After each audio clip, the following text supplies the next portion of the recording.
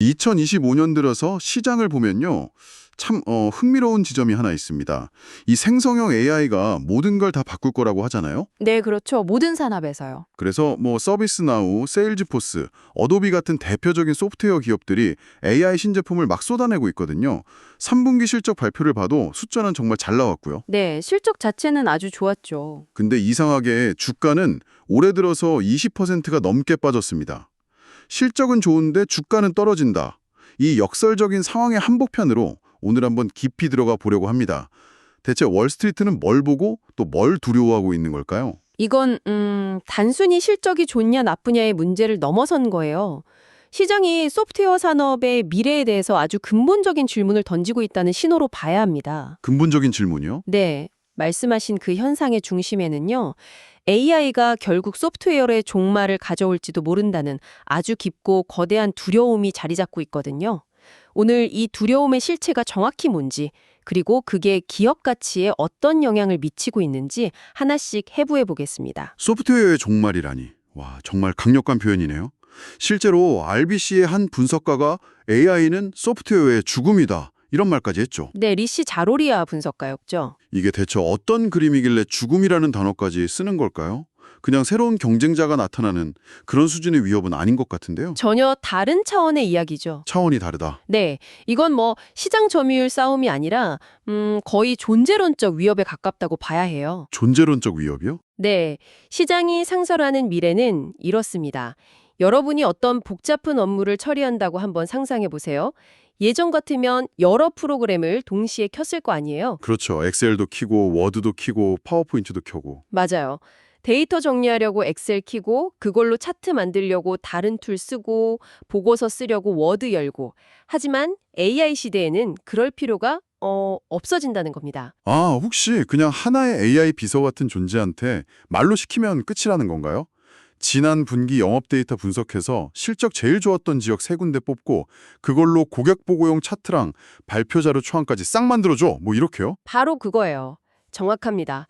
그렇게 되면 개별 애플리케이션, 그러니까 포토샵, 엑셀, 세일즈포스 같은 소프트웨어 하나하나의 가치가 희석될 수밖에 없다는 공포죠. 아, 각 소프트웨어가 제공하던 그 고유한 기능들이 하나의 거대한 AI 대화창 안으로 전부 흡수되어 버릴 수 있다는 가능성.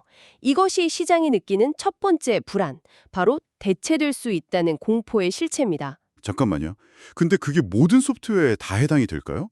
이를테면 뭐 건축가가 쓰는 아주 복잡한 CAD 프로그램이라던가 의료 영상 분석 툴, 반도체 설계 프로그램 같은 거 있잖아요. 네, 극도로 전문화된 소프트웨어들이요. 네, 그런 것까지 범용 AI가 쉽게 대체하긴 좀 어렵지 않을까요? 그 분야만의 노하우나 데이터가 엄청날 텐데요. 아주 좋은 지적이고요. 실제로 많은 소프트웨어 기업들이 바로 그 점을 강조하고 있어요. 우리에겐 특화된 데이터와 워크플로우가 있다고요. 물론 단기적으로는 그 말이 맞습니다. 그렇죠. 엄윤 AI가 당장 반도체 설계를 할 수는 없겠죠. 하지만 시장의 두려움은 더 먼 곳을 보고 있어요. 지금은 아니더라도 5년, 10년 뒤에는 어떨까요?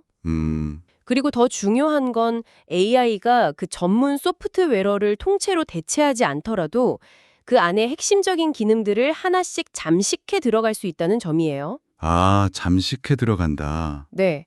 예를 들어 설계사가 가장 많은 시간을 쓰는 반복적인 도면 수정 작업. 이걸 AI가 대신해 준다면 어떨까요? 그러면 그 소프트웨어에 예전과 같은 비용을 지불할 이유가 점점 사라지는 거죠. 아, 통째로 사라지는 게 아니라 서서히 가치를 잃어가는 시나리오군요. 마치 스마트폰이 나오면서 MP3 플레이어, 내비게이션, 작은 카메라 시장이 그냥 사라져버린 것처럼요. 정확한 비유입니다. 결국 그렇게 모든 게 AI 중심으로 재편된다면 그 AI 기술을 누가 쥐고 있느냐의 싸움이 되겠네요. 이게 바로 두 번째 불안, 경쟁에 대한 이야기로 이어지는 거겠죠. 네, 자연스럽게 연결될 수밖에 없어요. 첫 번째 공포가 무엇에 대한 것이었다면 두 번째 공포는 누구에 대한 겁니다. 바로 자본과 데이터를 가진 거대 기술 기업들이죠. 이 부분은 어도비 사례를 보면 더 명확해지는 것 같아요. 아, 그 키뱅크 리포트 말씀이시죠? 네, 분석가 잭슨 에이더가 어도비 등급을 내리면서 했던 말이 굉장히 인상 깊었거든요. 지금 당장 누가 이기는지는 중요하지 않다. 정말 크고 자금이 풍부한 회사들이 어도비가 따라잡기 힘든 속도로 기술을 개발하고 있다는 사실, 그게 중요하다고요. 맞아요. 그 말이 핵심을 찌르죠. 근데 한편으로는 이런 생각도 들어요. 어도비가 수십 년간 쌓아온 전문가 생태계라는 일종의 해자가 있잖아요. 네, 강력한 해자가 있었죠. 포토샵 단축키에 익숙해진 전 세계 디자이너들이 그렇게 쉽게 다른 툴로 넘어갈까요? 전통적인 관점에서는 그 해자가 아주 강력한 방어막이었죠. 하지만 AI는 그 해자의 개념 자체를 바꾸고 있어요. 개념 자체를요? 네.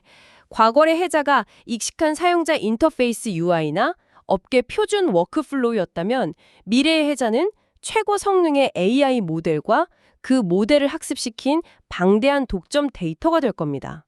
어도비가 아무리 자사의 이미지 생성 AI, 파이어플라이를 발전시켜도 만약에 오픈 AI나 구글이 훨씬 더 강력하고 창의적인 모델을 내놓는다면요. 아, 사용자들은 미련 없이 돌아설 수 있다는 거죠.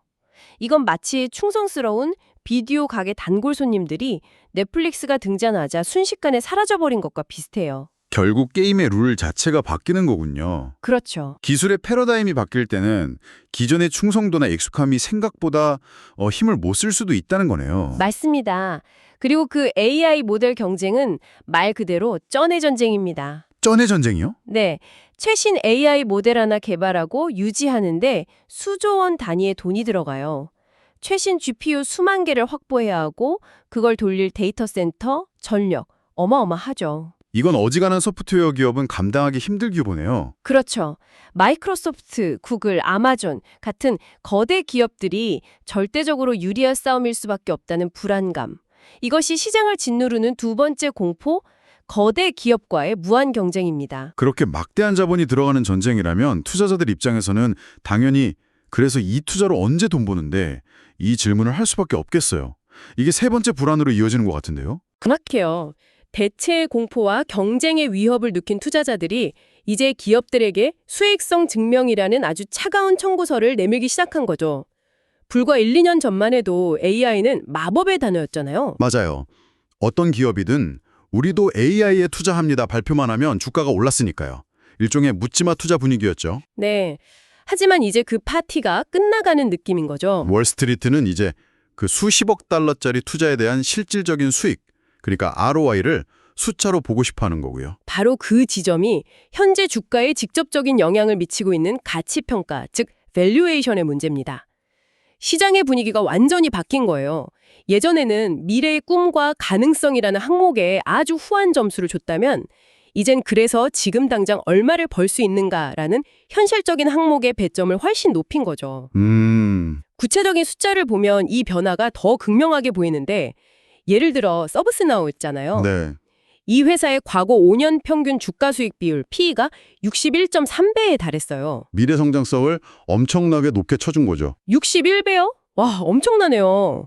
그런데 지금은 어느 정도 수준인가요? 지금은 37.7배 수준까지 내려왔습니다. 와, 세일즈포스는 과거 평균 34.9배에서 현재 19.6배로, 어도비는 28.5배에서 14.9배로 하락했고요. 야, 거의 반토막 수준이네요, 전부. 이건 그냥 약간의 시장 조정이 아니라 시장이 소프트웨어 기업을 평가하는 기준 자체가 근본적으로 바뀌었다고 봐야겠는데요. 맞습니다. 인터랙티브 프로커스의 수석 전략가 스티브 소스닉의 표현이 이 상황을 정말 잘 요약해줘요.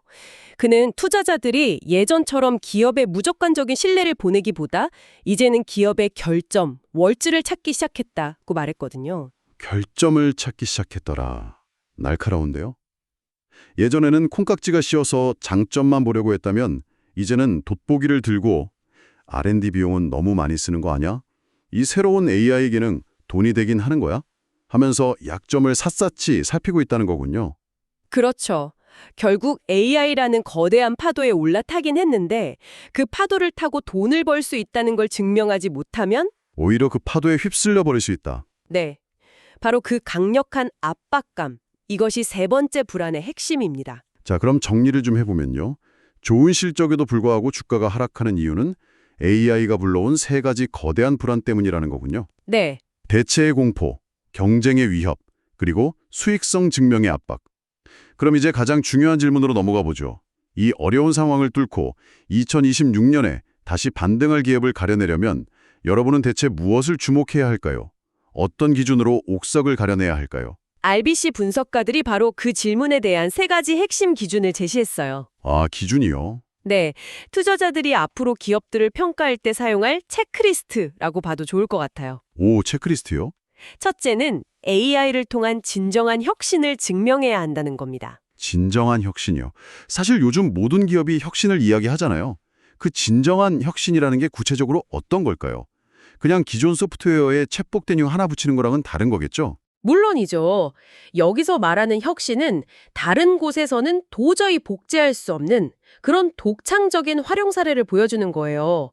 리시 자루리아 분석가는 이걸 독특한 AI 로드맵이라고 표현했는데요.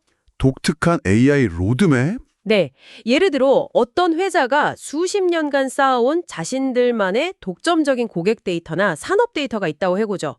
이 데이터를 학습시킨 AI는 범용 AI가 제공할 수 없는 아주 정교하고 특화된 인사이트를 제공할 수 있을 거예요. 아, 이런 게 바로 진정한 혁신의 예시가 될 수 있습니다. 남들이 따라할 수 없는 자신만의 무기를 AI와 결합하는 거죠. 우리도 AI 합니다 수준이 아니라 우리만이 할 수 있는 AI를 보여줘야 한다는 거군요. 알겠습니다.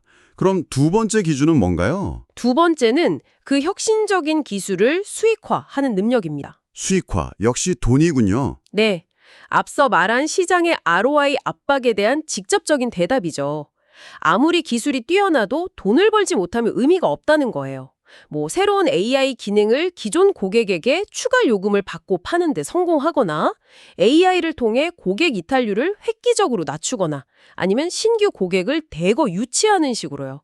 실제 매출과 이익으로 연결된다는 걸 숫자로 보여줘야 합니다. 혁신, 그리고 그 혁신을 돈으로 바꾸는 능력.